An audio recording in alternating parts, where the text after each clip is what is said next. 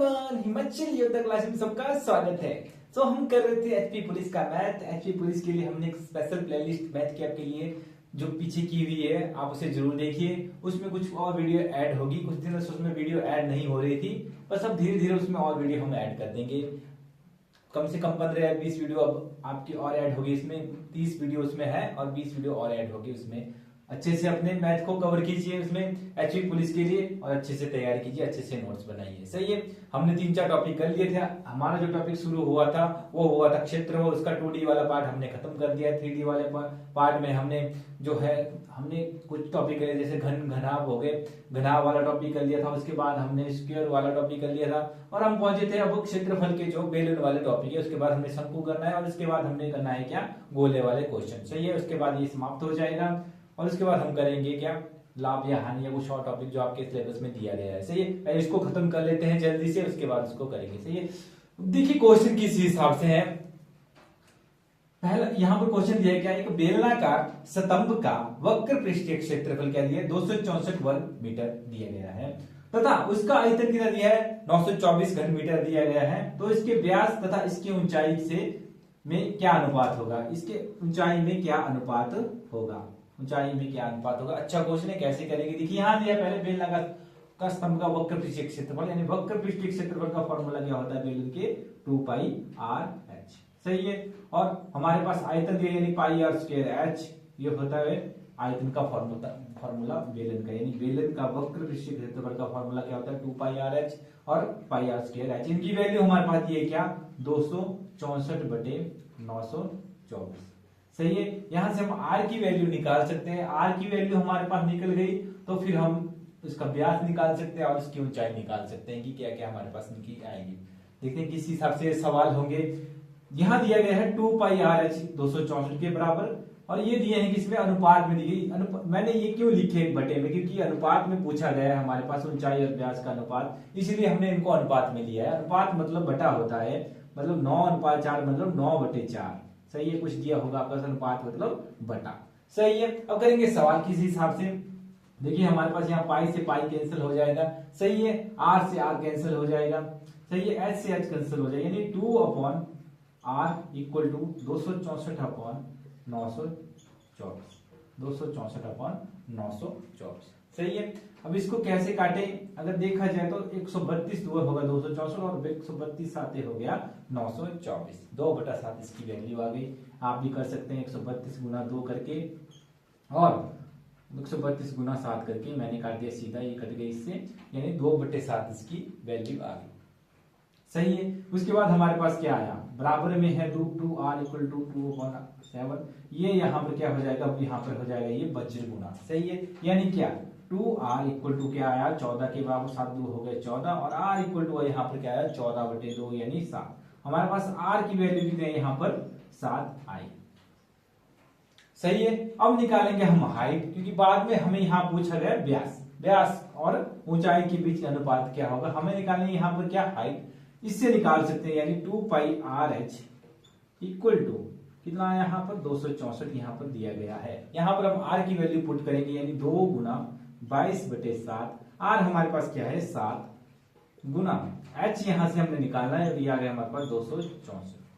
सही है, r से r कैंसिल हो गए यहाँ पर, और ये हो गया 44, यानी 44h Guna h equal to 264। जो यहाँ पर गुना मतलब दूसरी साइड जाकर क्या हो जाता है, भाग में हो जाता है, यानी 264/4।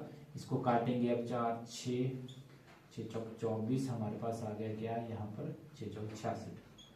h की वैल्यू हमारे पास क्या आ गई, 66 आ गई। सही है, आसानी से कर सकते हैं इस सवाल को। अब जाके हमने निकालनी है ऊंचाई।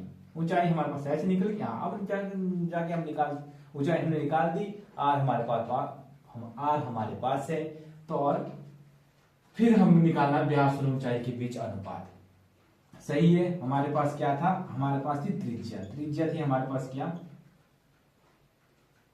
7, तो व्यास क्या होगा, व्यास होगा 2r, यानी क्या 2 गुना 7 यानी 14 हमारे पास आ गया क्या, यहाँ पर आ गया हमारे पास क्या व्यास, यहाँ पर 14 आ गया। सही है, यहाँ पर थोड़ी सी गड़बड़ हो गई, यहाँ पर क्या था 44 था, यहाँ पर थोड़ी काटने में दिक्कत, मैंने यहाँ पर क्या लिख दिया था 4 लिख दिया था। इसको हम काटेंगे, क्या होगा 264/44, इसको काटेंगे 44 एकम 44 और 44 छिक्के होता है कितना 264, 24 2 हाँ 264, यानी h की वैल्यू यहाँ पर क्या आ गई 6 आ गई। और हमने यहाँ देखा है कि यहाँ त्रिज्या हमारे पास 7 थी और जो व्यास होता है वो त्रिज्या 2 गुना जो त्रिज्या होता है वो हमारे पास व्यास होता है। तो हमारे पास 2r इक्वल टू कितना आ गया हमारे पास 14। अब निकालेंगे अनुपात, यानी हमारे पास क्या आ गया, हमारे पास आ गया व्यास आ गया हमारे पास क्या 14 और हमारे पास हाइट यानी जो ऊंचाई थी वो कितनी आ गई हमारे पास, ऊंचाई हमारे पास आ गई यहाँ पर कितनी 6। बस इसका अनुपात निकालेंगे, यानी क्या आया हमारे पास, अगर मैं यहाँ लिख दूं तो हमारे पास आया क्या 14/6 यानी 7/3 जो है इसका सही आंसर आएगा। 7/3 यहाँ पर क्या आएगा, इसका सही आंसर आएगा। सही है, इस हिसाब से इस सवाल को हम कर सकते हैं। आगे का सवाल क्या है कि एक बेलन के आधार का व्यास कितना है 42 सेंटीमीटर है तथा इसका वक्र पृष्ठीय क्षेत्रफल कितना है 1320 सेंटीमीटर स्क्वायर है। तो बेलन की ऊंचाई ज्ञात कीजिए। ये भी ऐसे ही किया जाएगा, वक्र पृष्ठीय क्षेत्रफल लेके इसको हम सॉल्व कर लेंगे। देखिए यहाँ पर दिया गया है क्या कि बेलन का व्यास कितना है हमारे पास दिया है 42। यहां से हम क्या निकाल देंगे, त्रिज्या निकाल देंगे। त्रिज्या हमारे पास क्या आएगी, त्रिज्या इक्वल टू 42/2 यानी क्या हमारे पास आएगी 21। त्रिज्या की वैल्यू हमारे पास कितनी आ गई 21 आ गई। सही है, अब इससे निकालेंगे हम क्या, इसका ऊंचाई।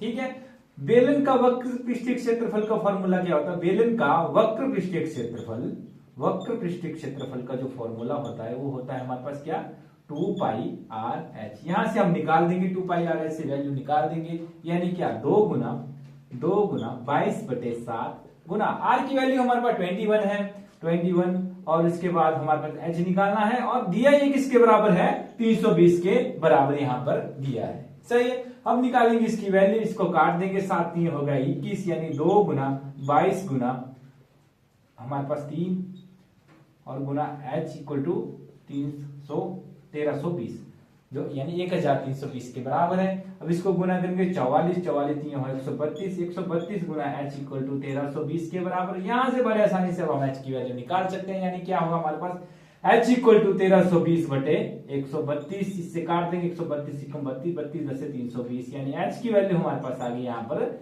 10 आ गई। सही है, आसान सवाल था, पेपरों में आ सकते हैं। इस सवाल में हमने यहाँ पर दिया हुआ था, हमारे पास क्या दिया हुआ था, यहाँ पर हम वक्र पृष्ठीय क्षेत्रफल दिया होता और आयतन दिया होता है। यहाँ पर सिंपल दिया हुआ था कि क्या कि व्यास इतना है और इतना इतना करके इसका क्या निकालिए आप हाइट निकालिए। हमारे पास वक्र पृष्ठीय क्षेत्रफल यहाँ पर दिया था। सही है, फॉर्मूलों का खेल है, फॉर्मूलों पर ध्यान दीजिए। अब देखते हैं कुछ और, सवाल यहाँ पर दिया है क्या कि एक लंबवृत्तीय बेलन के आधार की त्रिज्या तथा ऊंचाई का अनुपात कितना है 2:3 है 2:3 है। यदि इसका जो आयतन है वो कितना है 12,936 सेंटीमीटर क्यूब है, तो बेलन का संपूर्ण क्षेत्रफल ज्ञात कीजिए। यहाँ पर संपूर्ण पृष्ठीय क्षेत्रफल निकालना है, कैसे निकालेंगे, पहले हमारे पास यह है कि इसका आयतन, बेलन का आयतन का फॉर्मूला होता है πr² इक्वल टू कितना दिया हमारे पास 12,936 सेंटीमीटर क्यूब। सही है, और हमारे पास ये है कि क्या कि उसकी ऊंचाई तथा इसके त्रिज्या तथा ऊंचाई का अनुपात कितना है 2:3 है। यानी हमें मानना पड़ेगा, माना कि बेलन की ऊंचाई कितनी है, बेलन की ऊंचाई यहाँ पर कितनी दी गई है 2 यानी 2x, और माना कि बेलन की ऊंचाई नहीं त्रिज्या, बेलन की त्रिज्या यहाँ पर 2x है, और माना कि बेलन की ऊंचाई कितनी दी है यहाँ पर, ऊंचाई दी है यहाँ पर कितनी 3x। सही है, इसको करेंगे आप पुट इसमें, यानी क्या पाई गुना r कितना है यहाँ पर 2x यानी 2x गुना 2x गुना h यहाँ पर कितने है 3x इक्वल टू 12,936।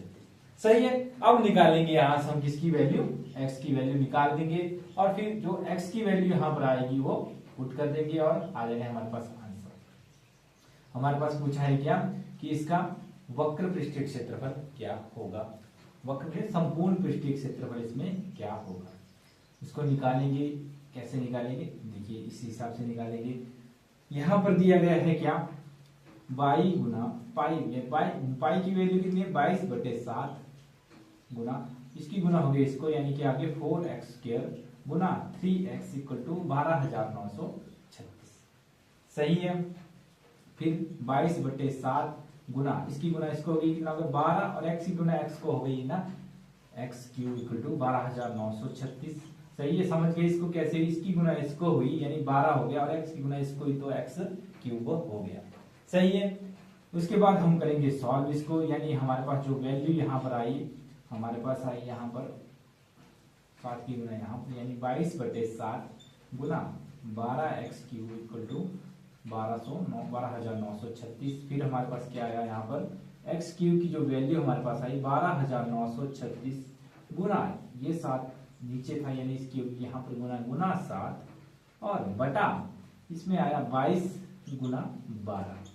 सही है। अब इसको काटेंगे, कैसे काटेंगे, 12 से काट दे इसको, यानी ये आया हमारे पास 12 एकम 12, 12078, 12078 से ये कट गया, 12078 से ये कट गया, 12 एकम 12, 07 यहाँ पर 9, 12078 से जो है इसकी वैल्यू ये कट गई। अब 22 को 12078 से जब हम काटेंगे, 22 एकम 22, 22 22 चौक हो गया 88, 88 4 49 से कट गया, यानी हमारे पास आई x³ की वैल्यू हमारे पास आई 49 गुना 7, यानी x³ जो हमारे पास आया वो आया हमारे पास 343, और जब x की वैल्यू निकालेंगे तो इसका अंडर करेंगे, और इसका अंडर आता है हमारे पास 7 जो है इसका जो है अंडर आता है, यानी x की वैल्यू हमारे पास क्या आई यहाँ पर 7 आई। सही है, x की वैल्यू 7 आई, यानी त्रिज्या हमारे पास कितनी आ गई 7 गुना 2 14, और हमारे पास ऊंचाई कितनी है 7 गुना 3, यानी हमारे पास ऊंचाई आ गई हमारे पास 21। सही है। अब निकालेंगे संपूर्ण पृष्ठीय क्षेत्रफल, क्या आएगा इसका, इसको हम निकालेंगे। संपूर्ण पृष्ठीय क्षेत्रफल का जो फॉर्मूला होता है, यहां से थोड़ी सी जगह नहीं, यहाँ पर लिख लेता हूं मैं, जो संपूर्ण पृष्ठीय क्षेत्रफल का जो फॉर्मूला यहाँ पर होगा वो होता है क्या 2πRh plus πr square, 2πRh plus πr square जो है इसकी वैल्यू होती है। सही है। यहाँ से 2πr जो यहाँ पर कॉमन आ गया, और h प्लस r जो है ये अंदर रह गया। अगर देखा जाए तो 2π यहाँ से कॉमन आ गया, 2πr यहाँ से कॉमन आ गया, और यहाँ 2πr स्क्वायर जो है इसकी जो है क्या होता है संपूर्ण पृष्ठीय क्षेत्रफल। बेलन के संपूर्ण पृष्ठीय क्षेत्रफल का जो फॉर्मूला होता है क्या होता है, संपूर्ण पृष्ठीय क्षेत्रफल का जो फॉर्मूला होता है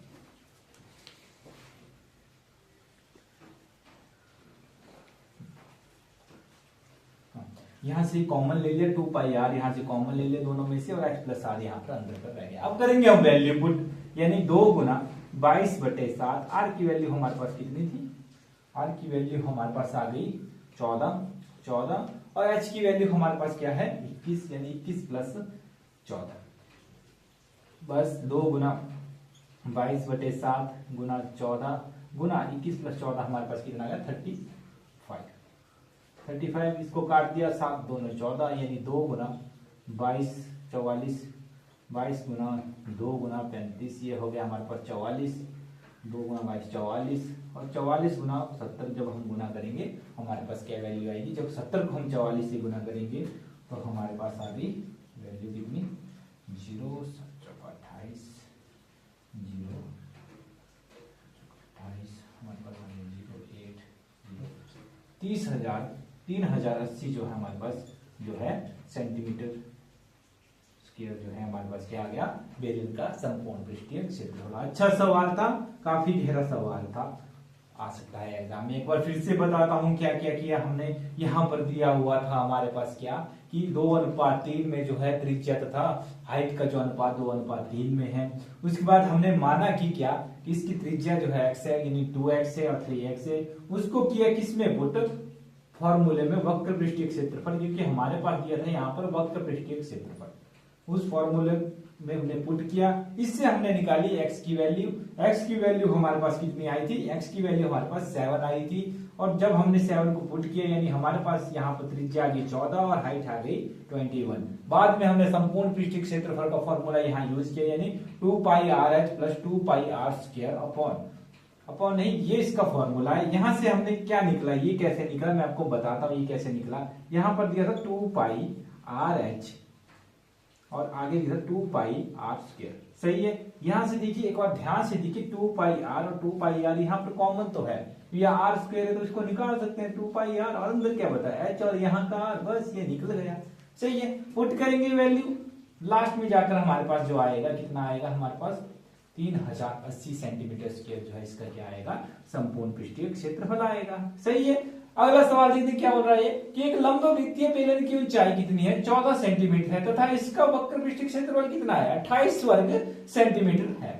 सही है। तो इसकी आधार की त्रिज्या ज्ञात कीजिए। आसान है, इतने सवाल कर लिए, इसको तो चुटकियों में किया जा सकता है। क्या ये सवाल है कि 14 सेंटीमीटर दिया है वक्र ऊंचाई इसकी। पहले तो आपको पता होना चाहिए कि बेलन का वक्र पृष्ठीय क्षेत्रफल कितना होता है, 2 पाई आर एच होता है। बेलन का वक्र पृष्ठीय क्षेत्रफल, बेलन का वक्र पृष्ठीय क्षेत्रफल कितना होता है, 2 पाई आर एच होता है। वक्र पृष्ठीय क्षेत्रफल कितना होता है, 2 पाई आर एच होता है। सही है। अब करेंगे पुट, यहां पर वैल्यू क्या क्या दिया है हमारे पास एच निकालना है, यानी क्या 2 गुना 22/7। आर हमारे पास दिया है, आर हमारे पास हमने निकालना है, क्या आधार की त्रिज्या निकालनी है आर, और एच हमारे पास 14 दिया है, 14 इक्वल टू 88। सही है। इसको सॉल्व करेंगे, आसान सवाल है, यानी क्या 7 से काट दे, 7 2 हो गए 14, 2 गुना 22 गुना आर इक्वल टू 88, और आर की जो हम वैल्यू निकालेंगे जो यहाँ पर भाग में होगा, हाँ यहाँ पर 2 भी रह गया, 2 गुना 22 यहाँ पर है, और यहाँ पर आर की वैल्यू जो हम निकालेंगे 88 यहाँ पर आ गई, और इसको करेंगे गुना, 2 2 4 4 2 4 88 यहाँ पर आ गया। यानी क्या, जो यहाँ दूसरी साइड भाग में होता है वो दूसरी साइड जाकर क्या हो जाता, जो यहाँ पर गुना में होता है वो दूसरी साइड जाकर क्या हो जाता है, भाग में हो जाता है। यानी यहाँ पर आर की वैल्यू क्या आ गई हमारे पास, 88/8 आ गई, यानी आर हमारे पास क्या आ गया यहाँ पर 1 सेंटीमीटर यहाँ पर आ गया, आर इक्वल टू 1 सेंटीमीटर।